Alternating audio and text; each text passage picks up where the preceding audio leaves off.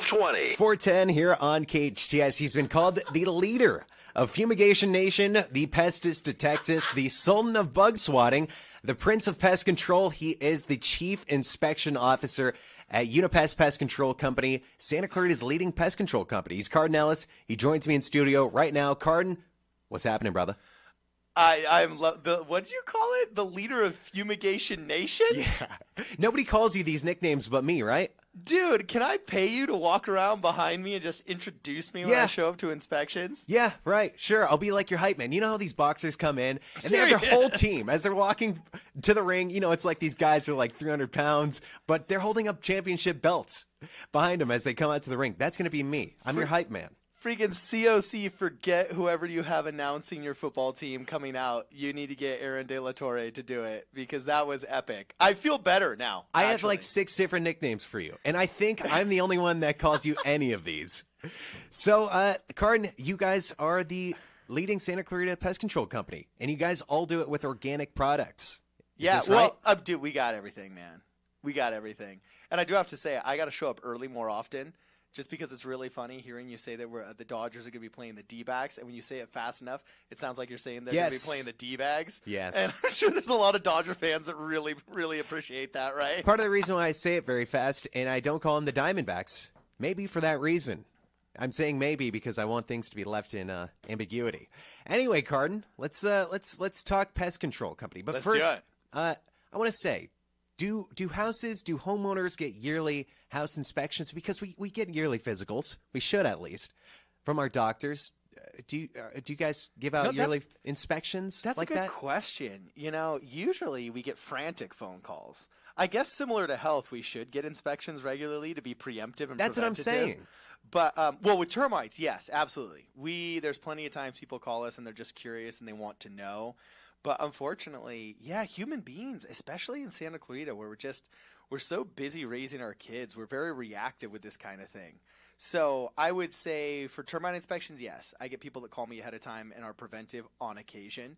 A lot gets done in escrow. A lot of real estate agents call me for escrow inspection. When a home goes through a sale process, then oftentimes I get called. But for plain old, just good old clean bill of health, I think I've probably been called once. Really? I think you should market yourself like that. Like, hey, let's just make sure everything is clean here. Look, if I will hire you to be my marketer, if really giving me this really cool announcement every time I show up to an inspection is included as part of the deal, I think Aaron De La Torre Marketing LLC Thank you. is going to be a thing. I will be the Unipest propaganda machine. He is Cardon Ellis of Unipest, Santa Clarita's leading pest control company. Let's talk about pests. Let's talk about them here in the SCV. Summer is upon us. The heat is coming our way. Going to be in the low 90s over the next couple days.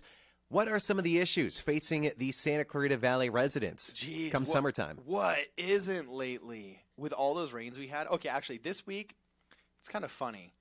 Well, bees have been nuts. Bees have been nuts. I've done 4 beehive inspections today, too. Believe it or not. Today? Yeah, just today. Do you slip in and out of your bee suit for every inspection? I have a half suit, actually. How does that work? It covers the top half of my body, and I just wear my pants. Really? And so I've gotten pretty good at it. So I'm just like Slick Willy, in and out, you know? But they can sting you through the pants, right? Yeah, so I try and wear thick pants. Right. But double blend. Yeah, but the top's white, and they go towards light-colored objects. And so they're often trying to swarm the top of you. And I've also gotten a lot better at not getting them as angry. So there's a skill to it, just like your fingers are flying here on the mixer. Yeah. And you're just making it. You are the LeBron James of radio stations. Thank you. Just watching you work is a thing of beauty. Watching me work, I don't know if it's a thing of beauty, but at least it's efficient. Yeah, I could tell that there's a certain grace to it. You walk in and it looks like you're floating. That and snakes. How it's funny. do you approach bees without angering them? Without anger, do you negotiate with them? What do you do? First I introduce myself, and they say if you say your name first, people get more. No, I'm just kidding. With bees, it really depends. And that's why Santa Clarita is very strange, because for a long time we only had European honeybees. Like when I was a kid, the killer bee scare was just starting to happen. I remember seeing news reports about killer bees are finally making their way up through Mexico because they're actually accidentally released in 1954 down in Brazil. because a scientist there had a greenhouse in which he was starting to crossbreed African bees, which are very effective but very hairy pollinators. And I've been told that they're good- very hairy. Yeah, yeah. They also have really horrible honey, and then the European honeybee, and they were hoping to get the pollination coefficient out of the European honeybee with the good honey by making a hybrid. The only problem is all of us have a stupid friend. Like, you got a stupid friend. I got multiple stupid friends. I think I am the stupid friend. Oh, you are the stupid friend. Okay, well, that's In some very humble of circles. you. Well, this guy that was crossbreeding them in Brazil, his stupid friend came over, and he saw all the bees in this greenhouse, and he said, "Oh, the bees are trapped. They're going to die." So he opens the door and lets out the first 6 hives of the crossbred, what would become known as the killer bee, because they're the most dangerous, because they're the most aggressive. You know, generally when you hear about dogs or people getting killed, it's because they've been attacked by killer bees. Right. And he lets out the first 6 hives accidentally in 1954 in Brazil.